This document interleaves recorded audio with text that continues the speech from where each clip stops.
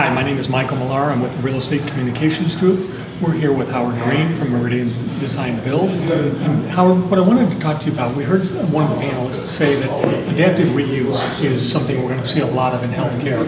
And tell us about some of the adaptive reuse projects you've done and what you see as the future for those. Sure. Yeah, we are seeing a lot of that. We just did a project this year for Barrington Orthopedics in Elk Grove Village. It was a single-story vacant building that was probably 20 years old. It was an office building that most recently was used as a call center for Chase Mortgage. They saw it as an opportunity to buy a building at a discount, repurpose it, and there was quite a bit of work that went into gutting it, putting a small addition on it to accommodate patient facilities and lobby and a drop-off.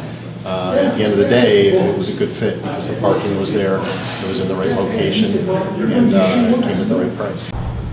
We're here with Shawn Janus from Jones Lang LaSalle's Healthcare Solutions Group.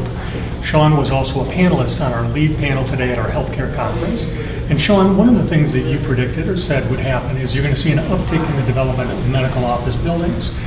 Take us through and talk to us about how medical office buildings have evolved from the dock in the boxes that we saw years ago to what's going on today. I think, maybe I should start with a couple of the drivers. I think you've really seen three main drivers, which we've talked about, which is consolidation in the industry. We have seen, obviously, healthcare reform and some of those implications, and then lastly, how that impacts delivery of care, which I think is kind of your point, Michael. So what has happened is you've really seen the clinical care being delivered in an outpatient environment, closer to the patients, away from necessarily the acute care hospital, which was the traditional model we've seen in the past.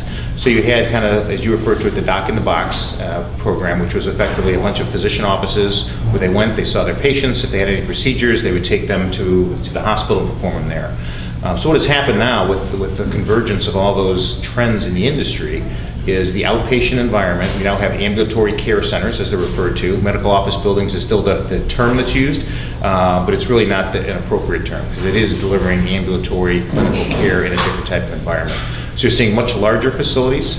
Whereas before you might have a 40 to 50,000 square foot medical office building is the norm. If you go back, 8-10 years ago, now they're 100,000, 150,000, 200,000 square feet plus, and you have ambulatory surgery centers. You have an imaging center involved in there. You may have an ER component related to it as well, along with the physician offices. And this consolidation has also allowed you to bring a lot of those different specialties together to be more efficient in how they deliver that care. I.e., they may have shared waiting rooms, they may have shared back office space, administrative staff. So the efficiencies are much better. So not only is it larger, but the design within those four walls of the building is also changing quite a bit. Great. So it sounds like with the increase in construction, we're going to see a lot more efficiency. Without question. I think we are going to still see activity on the construction side and the acute care inpatient side, but it's going to be smaller, more focused types of facilities delivering a higher acuity of care, and then these types of facilities are only going to grow. We're going to continue to see those, particularly I would think in the next 12 to 24 months. We're going to have a big uptick on the development side. Hey, thank you very much, Shawn. Thank you. Okay. We're here with Suzy Cobin from HSA Prime Care. She was a panelist on our kickoff panel at our healthcare conference this morning. And Suzy, one of the things that you brought up was the retailization of healthcare. And I'd like you to explain that to us and what is the motivation behind it? Sure, absolutely. I think more and more, at the center of healthcare, of course, are patients.